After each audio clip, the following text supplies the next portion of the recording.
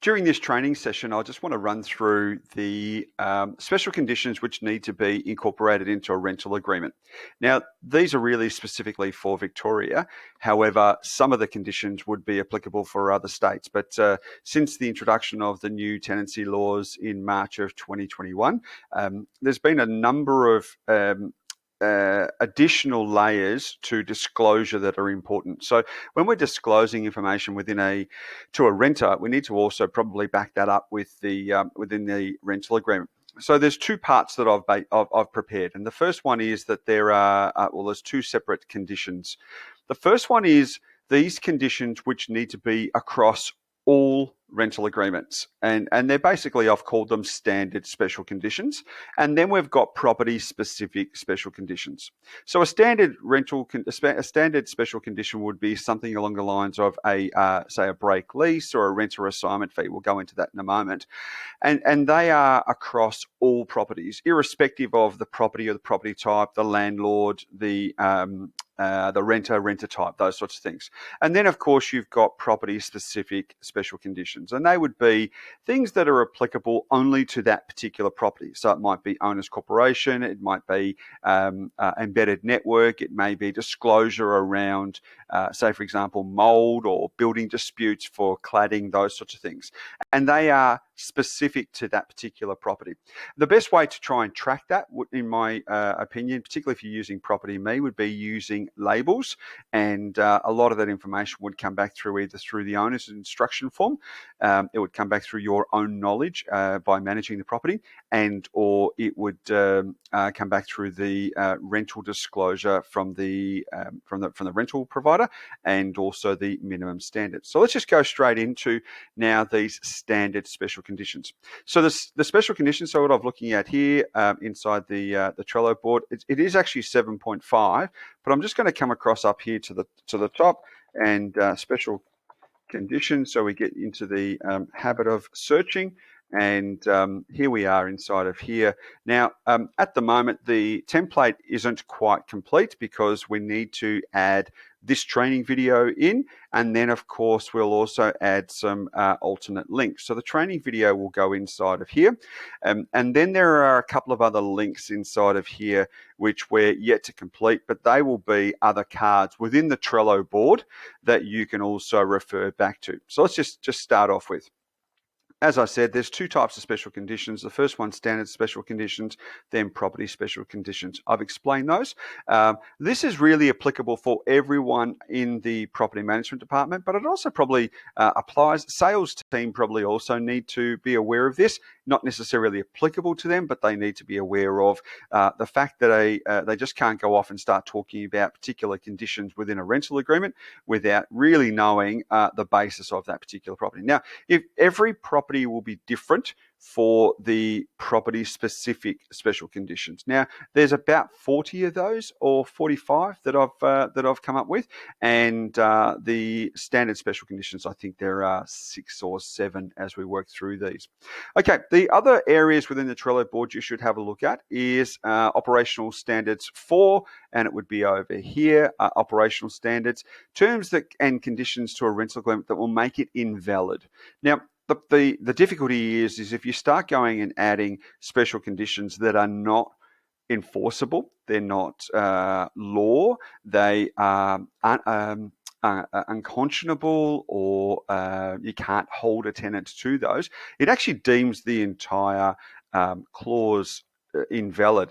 If there are certain particular conditions within the rental agreement that will deem the entire document invalid. So they're really important. The other thing you want to make sure you do, and you're really across, so have a look at operational standards for terms and conditions and changes to a rental agreement that will deem it to be invalid. The other thing you want to make sure you're doing is not writing special conditions that are going to end up either yourself as the agent or agency potentially at risk or as a fine, or the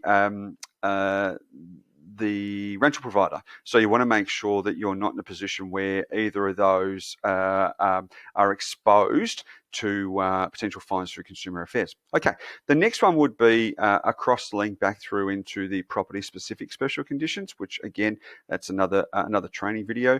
And each one of those is really, really different, very, very different. There are different categories inside of there. And there's also the policy, what you need to know before creating and adding special conditions into a rental agreement to make sure that it's valid. The last thing you want to be doing is putting all the time and effort into special conditions only to find that they're unenforceable. Okay. So we've gone back through here, standard. So the standard special conditions should be in a master template. Now, my suggestion is that you create a master template for all the staff to copy rather than copying the last rental agreement. So create a template. That template has been authorized, it's been approved by, say, a department manager, director, team leader, and that template is the one that everybody uses. From that, you can then start to pull together all the property-specific special conditions. However, in the template, my recommendation is that these special conditions form part of that particular template. So there's no thinking really required for these because they've been approved, they're applicable to all properties, they're applicable to all lease types, and I'll go through that in a second, and they're also important that they're actually included into every one of the rental agreements moving forward. Now, the special conditions ought to be in the template, which will be used for all brand new tenancies. So if a property becomes vacant and then we advertise and find a new tenant, new tenancy, need to make sure we're using new templates. If we've got an existing renter in a property and it's either gone into periodic or it's coming into an end of a fixed term and now we're renewing the lease, so lease renewal or rental agreement renewal, then and a new lease is being created, new rental agreements being created, then again, that we need to be using the master template, the correct one with all the special conditions. And if we've got a lease break or a renter transfer, they both also need to be inside, they need to have the new leases being created. Now, let's just come back to the rental lease renewal. You've got a tenant and this is really important, you've got a tenant that was inside a property, a renter was inside a property, maybe before the change in the tenancy laws. So they're inside the property. Then we're coming into creating a new lease, so a lease renewal. And we're now going to be adding a number of extra special conditions, a number of extra disclosure, a number of extra documents. Very, very important to make sure that you are clear with that renter that there is a difference between the two and it's not an automatic just one document's being changed with dates and maybe a price increase, and then we're going to be sending a new one. You need to make sure that you inform them that there are additional terms, regulations, special conditions now, and that as a result of the new laws changing, therefore, all the tenancies are going to be, all the new tenancies are going to be in accordance with the new laws. Okay, so let's have a look at the very first one. Now, the very first one is catching most people out, and this is the renter assignment, subletting, transfer of tenancy.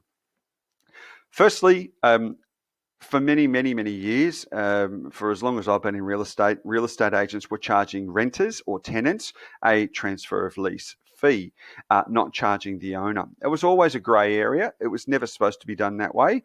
It's now incorporated into the Act that a agent or a rental provider cannot charge a fee directly through to a renter for the creation of a lease.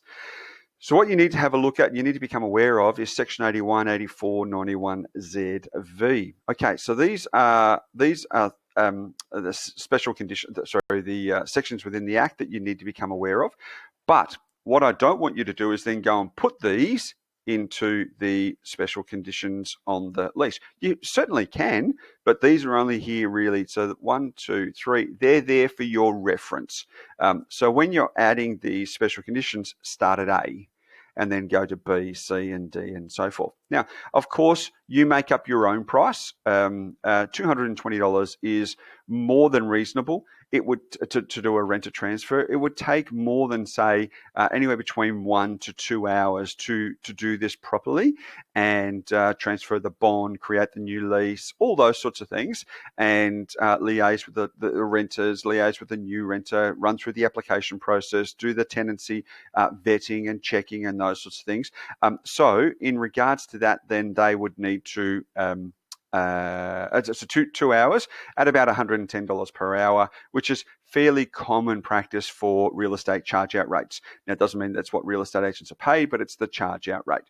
Just like a lawyer might charge out $440 an hour. They're not being paid $440 an hour.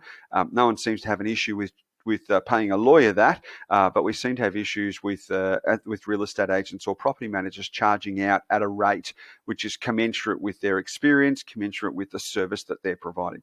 So about $110 an hour. Okay, so the renter must not assign the lease or sublet the lease to the premises, to the renter premises, without the written consent. If so, the rental provider can give 14 days written notice. So the consent needs to be in writing and request be in writing.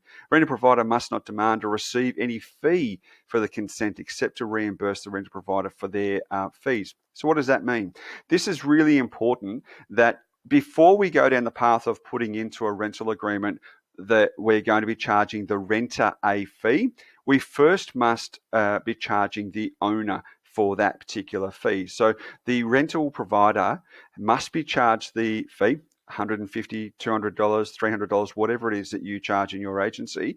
That needs to be charged to the rental provider, and then the renter needs to reimburse the rental provider. So the money would come through the agency from the rental provider, and the renter reimburses the rental provider. The money does not ever come directly through to you. Never create an invoice from the agency to the renter. So the money's not coming directly through to you at the agency. Therefore, you're charging them a fee.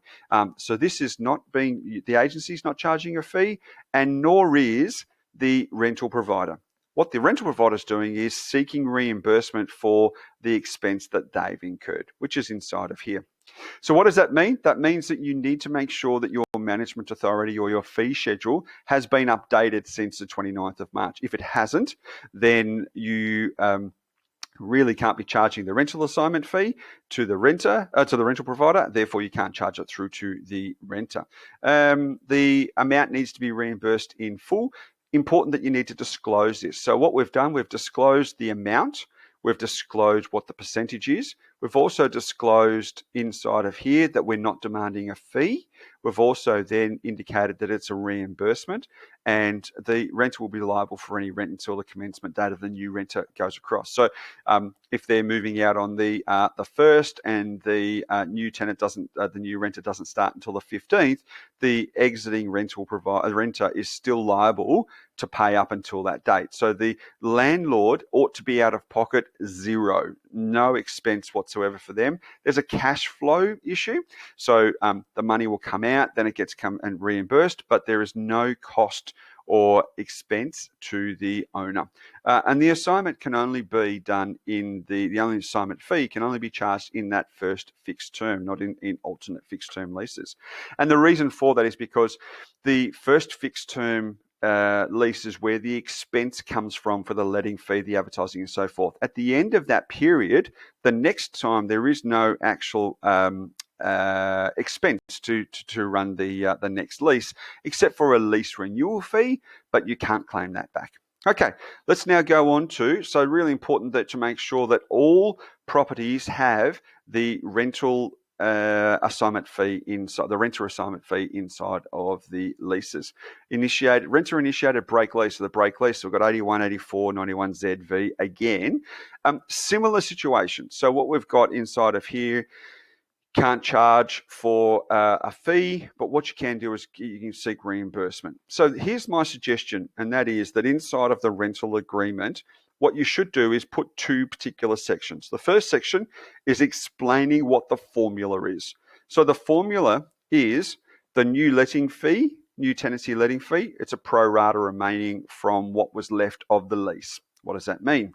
Let's just use $400 a week, and the letting was 2.2 weeks. So the letting for the first lease was $880. Say that was on the 1st of January. 6 months later, the renter wants to break that fixed term lease. So there's 6 months being used. The owner's got a benefit for that. And there's 6 months remaining. The owner hasn't got a benefit for that and would be out of pocket.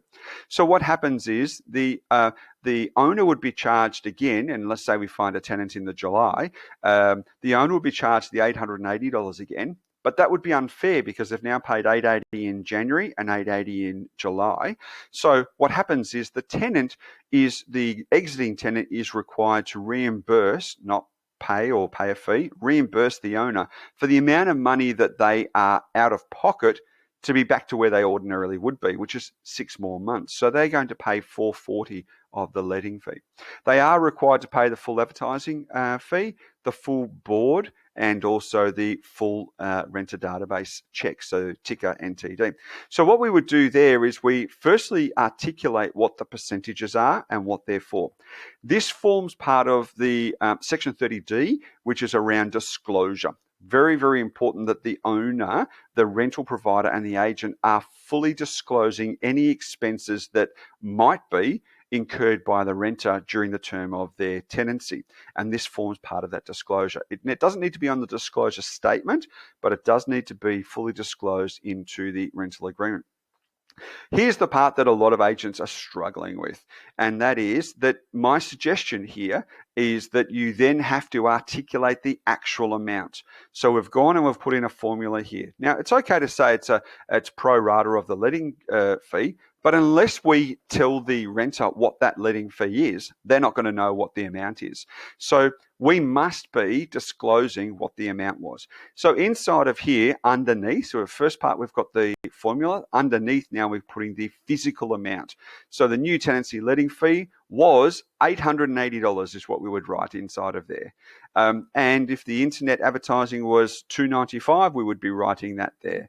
If the board was $110, we would be writing that there. Tenant database checks, $22, we would be writing that there. So the actual amount that the rental provider was charged, not what's on their authority, but the amount that was charged for that lease must go inside of the lease. So what does that mean? It means that every lease will be different. Every lease will have a different physical amount that goes inside of there, and you need to, and you would know exactly what you're going to be charging. So if you're charging 1.5 weeks, 1 week, whatever it may be that you're charging from a letting fee, as a dollar value, that needs to go inside of there. This is the reasons why you need to create a template, because no two leases will be the same with regards to those physical amounts, because very rarely will two owners be on the same full rates, and also very rarely will be that the rental won't be the same. So you might have one rent at $390, another one at $410, $500, $600, $350, whatever it may be, and so that will always be a variable. But it's important that you actually put the dollar amount in there. The next part that I just want to bring to your attention is, in the event, particularly for brand new lettings, very important from a new business point of view. If you're going to be doing a brand new letting and brand new listing, bringing a property on, and for some reason the business development manager wants to throw in internet advertising and throw in the first letting, so there's no charge on the first lease, then what would happen is inside of here you must put zero. You must put zero because they were not charged any money. So the rental provider, the amount the rental provider was charged, and if it's zero, then that needs to be put into there. And the reason this is going to become a problem is down the track is if there is a break lease, then you can't seek a reimbursement because the new owner, the owner is going to be charged the second time. So be very, very careful from a business development point of view, actually putting in, giving away lettings or advertising, because it can come back and bite you if the tenant breaks lease. Again, the renter is required to reimburse the owner and is liable for rent until the new tenancy commences, and it's only applicable in the first term. The next one, which is catching people out, which is property cleaning. So really important. So we're looking at 27C1, 2, and 63(2)B. So what's important here, and this is the follow-on in the process, is that you cannot enforce a tenant to be cleaning the professional cleaning or steam cleaning or garden maintenance. You cannot enforce that unless that's what the condition of the property was prior to them taking possession. So let's follow this bouncing ball here. If a tenant moves into a property and there wasn't professional steam cleaning, you cannot have in your rental agreement that they must do that at the end, because they're not making good the property as to the condition it was when they first got it. You can only enforce the cleaning if they got the property with professional cleaning, steam cleaning, garden maintenance, and so forth. So these next three that I have, which is property cleaning, steam cleaning, and garden maintenance, they're all very similar. And the philosophy is this: if at the beginning of the commencement of the tenancy, the renter was given a property with a professional cleaning, steam cleaning, and garden maintenance, and any of those variations, then you must provide a receipt. I would be putting it into the conditions inside of here. And what I'd also do is you must provide a copy of the receipt, and I would be suggesting that you make notes of this in the ingoing condition report. Now, it's not always applicable or possible to send a receipt when you're sending out the lease. So what we're saying here is the renter acknowledges being informed that the property was professionally cleaned throughout immediately prior to, and the renter agrees to restore the premises to the condition they were in. Please don't go and change this wording, because I've copied this from the Act. So not specifically, but I've used wording which is akin to the Act, which is the renter agrees to restore the premises to the condition they were in. It has nothing to do with cleaning. It has to do with being able to restore the property to the condition that the property was in, apart from fair wear and tear. The rental provider and the agency agree to provide the receipts and invoices. I would not be just simply taking a photograph and adding them in as a small image in a condition report. I would be providing a copy of receipt. I'd also make sure that my cleaners are documenting exactly what they do. Don't get an invoice which just says full vacate clean, because at the end, when you're arguing with a tenant that they've got a receipt which says full vacate clean and the place is not the same, you really don't have a leg to stand on. So what does a full vacate clean mean? So was it cleaning bathrooms, bedrooms, kitchens, laundries, all appliances, and break that all down? So really coach your suppliers to be writing detailed receipts and invoices, save you problems at the end. Because what I'm also then suggesting is the tenant is required to give the renter is required to provide the rental provider or the agency similar receipts and invoices at the end of their tenancy as evidence that the property was clean. Now, the renter may not want to actually go off and do that. They may not want to coordinate it. So what we could do then is also get them to get the agency to do it. So we've got the renter might also request for the agency to do the cleaning, and in addition to the receipts, you would also add those into the condition reports. So what we've got here is property cleaning, steam cleaning, and garden maintenance, all exactly the same. The next one, which is a real issue, is around smoke alarms and smoke alarm maintenance. So what we've got here is I've got Residential Tenancy Regulations, Schedule 1, and 27C and 63A. Now, it's important that you know these sections. And again, if you wanted to add these in, that's really important. But the rental provider is required to provide at the commencement of the tenancy information to the renter about their smoke alarms. So how to clean them, how to change the batteries, how to use them, how to test them. And so that's really important, that you must be providing this within the lease. Now, a lot of agencies don't do this. And it's difficult because there are so many different smoke alarm types. So what I've done is I've created in a Trello board, I've created another document whereby there's about 11 or 12 different user manuals. My suggestion is to upload those to your website. So the rental provider must provide information on how each smoke alarm operates. Now, I'm not suggesting that those 12 will be the only 12, but there's at least 12 there, and it will cover most of the smoke alarms that you would find in in properties nowadays, particularly used through the major companies, Detector, Inspector, Smart House, Smoke Alarm Solutions, those sorts of places. You need to inform the renter of their obligation not to tamper with any smoke alarms. This is really important that that's actually written exactly like that. Information informing the renter of their obligation not to tamper with any smoke alarms. That's written into the residential tenancy regulations that needs to be in there. And you need to actually write that in there, that you, as a renter, you're not to tamper with these. The renter accepts and agrees to test the smoke alarms, contact the agent in writing if there's an issue. They won't remove, I've put inside of here, they won't remove the smoke alarm or place any bags over it, shower caps, bags, foil I've seen, won't remove the caps off those. And then I've put inside of here, for instructions for the renters and occupants of the maintenance and user manuals, referred to. So my suggestion here is that you upload those 12 user manuals onto your website, and you've put that inside of there. Then, of course, there's some other links here as well. Smoke Alarm Solutions have got a really good web page. Whether you use them or not is not relevant to this particular condition. So I've gone and downloaded the manuals from Smoke Alarm Solutions, and I've also put in here Victorian Fire, like the Fire Authority, Country Fire Authority, some information in there from smoke alarms, smoke alarm maintenance, and the Victorian Building Authority. I've done that just because I want to sort of provide more information than's required to make sure that we comply.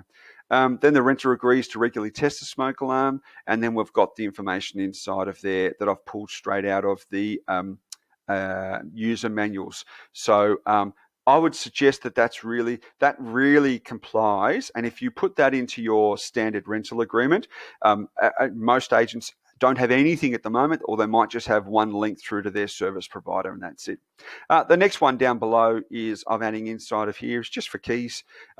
The rental provider is required to provide one set of keys for all renters that are named on the lease, but they're also entitled to be able to charge a fee for recovery for the cost for any additional fees. And again, this becomes a bit sticky when renters are wanting additional keys. So at least inside of here, you've got a provision there. You haven't got the amount because you don't know what the keys are going to, what they want.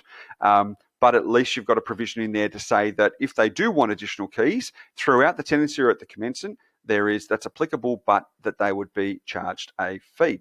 So there's the summary of all of the special conditions that I think are standard special conditions. Again, if you wanted to, you could add the references within the sections, but that's more important for you to actually know those references and what can be put inside of there. So by adding those into your rental agreement, it's going to make it much more solid and protect your owner and protect your rental provider. And these become points of difference. So these are questions you can use as part of your business development. When you say to a rental provider, maybe ask the other agencies to bring a copy of their rental agreements in and see what it is that they're using versus what you're using. You put together a rental agreement like this, and then you get some other agency that doesn't have anything, and just say, look, I'm really sorry, you can go for that other agency, but we're here to try and protect you as much as we possibly can, and we spend a lot of time on developing these. And this becomes really one of your unique selling points if you do it properly, and you can articulate that, which a lot of agencies don't. They just go in there and they try and negotiate on fees. Anyway, hope this helps, and look out for the next section, which is around the smoke alarms information, which is around the rental specific conditions, and make sure you go through and read 12.5 and follow up with Operational Standard 4, which is about making sure that your agreements are valid. Until next time, thanks guys.